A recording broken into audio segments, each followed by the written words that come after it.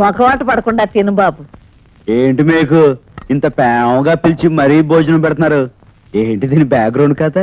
ఇవాళ నా భర్త భర్త మీ ఆయన చచ్చిపోతా అంటే నాకు తద్దిన భోజనం పెడతా. అయ్యో అదేం కాదు, ఇవాళ మా బామ్మకు పుట్టినరోజు. పుట్టి బర్త్డేకి వచ్చింది తిప్పలేదు. చాలు చాలు. నిన్ను చూస్తుంటే చూద్దంటే నీలో మా ఆయన కనపడుతున్నాడు. ఏంటి రాంగ్ మూమెంట్ ఎత్తనా?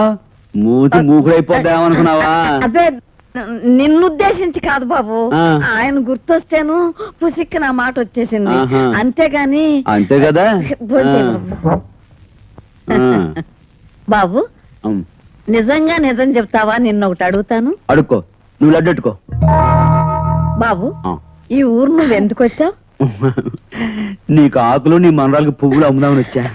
అవును, నువ్వు ఇంట్లోకి అద్దెకి దిగినప్పుడు ఉద్యోగం కోసం వచ్చానన్నావు కదా.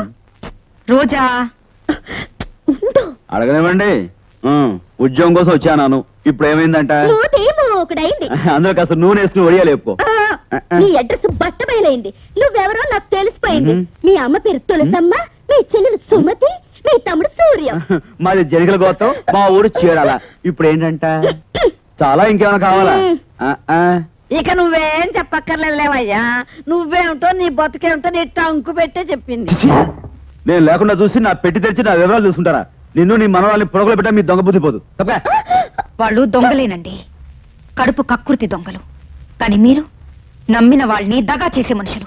దుర్గ గారు. అవునండి, మీరు ఎంఏ చదివారు కదూ?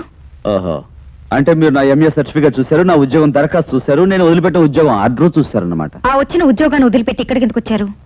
ఆ ప్రశ్నకు సమాధానం చెప్పాల్సిన అవసరం నాకు లేదు. పోనీ